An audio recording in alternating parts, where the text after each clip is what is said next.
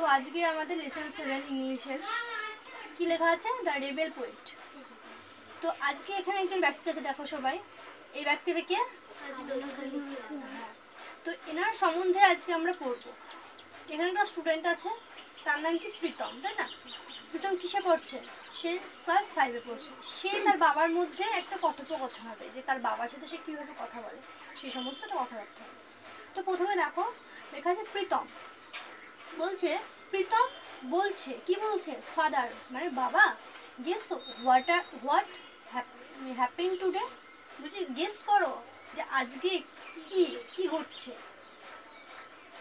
বাবা বলছে what deer, বলছে কি আজকে কি। আমরা অনেক সময় বলি না, মাকে বলি না যে মা বলো তো আজকে কি, বলি না অনেক সময়, মা বলে কি রে কি বল, কি হয়েছে আজকে কি।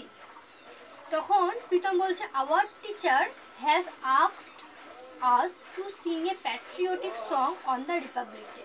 বলছে আমাদের যে শিক্ষক রয়েছেন না, তিনি আমাদেরকে জিজ্ঞাসা করেছেন যে রিপাবলিক ডে মানে প্রজাতন্ত্র দিবসে প্যাট্রিয়টিক মানে কি, স্বাধীন যে গান, সেই গানে আমরা কি গান করব। বাবা বলছে which song are you going to sing son, বলছে বাচ্চা, বাবাটা ছেলেকে বলছে যে আচ্ছা তুমি বলো তো বাবা, আমরা মানে বাচ্চাদেরকে সবসময় বলি না বাবু সোনা বলি, কিন্তু মানে বাবাটা প্রীতমকে বলছে বলো তো বাবা আজকে তাহলে তুমি কোন গানটা গাইতে চলেছো, তুমি কোন গানটা গাইবে, তুমি কি সিলেক্ট করেছো যে তুমি কোন গানটা গাইবে প্রজাতন্ত্র দিবসে। প্রীতম বলছে ma'am suggested that we should Singh কারার ওই লৌহ কপাট। আচ্ছা বলছে আমাদের ম্যাম আছে, উনি আমাদেরকে সাজেস্ট করে দিয়েছেন যে আমাদের কারার ওই লৌহ কপাট যে গানটা রয়েছে সেই গানটা গাওয়া উচিত। তো বাবা বলছে ডু ইউ নো, তুমি কি জানো who has written the song. Pritam বলছে আচ্ছা প্রীতম তুমি তো কারার ওই লৌহ কপাট গানটা গাইবা। আমরা অনেক সময় বলি না যে কি একটা ওরে গৃহবাসী, আমরা এটা সাধারণত কোন সময় গাই, বসন্ত উৎসবে ওই রং খেলার সময়, রং দোলের সময়, যে দোর খোল এরকম একটা গান। তো আমার জানা উচিত যে যে গানটা করছি তার লেখককে, এই গানটা কোন পরিপ্রেক্ষিতে লেখা হয়েছে জানা উচিত না। ঠিক তেমনই বাবাটা বলছে আচ্ছা প্রীতম তুমি তো গান করবে, খুবই ভালো কথা, তুমি বলো আগে যে গানটার লেখককে।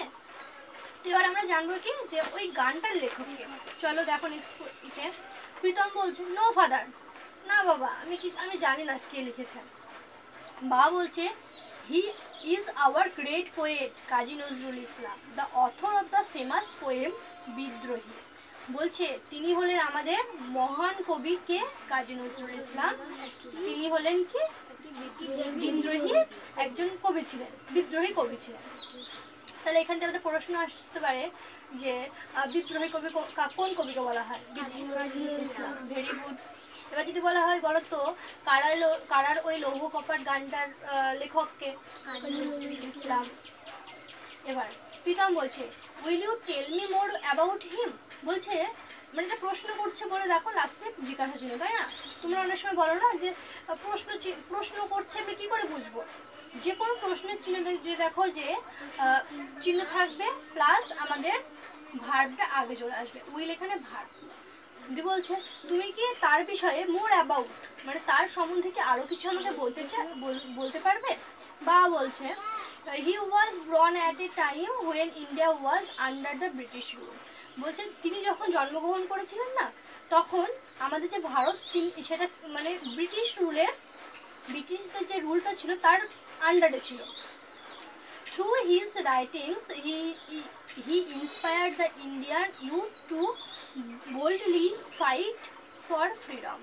বলছে তার যে লেখাগুলো না, তিনি ইন্সপায়ার হয়েছিলেন ইন্ডিয়াতে যুবক এবং মানে ফ্রিডম স্বাধীনতার জন্য তিনি অনেক কী করেছিলেন, যুদ্ধ করেছিলেন।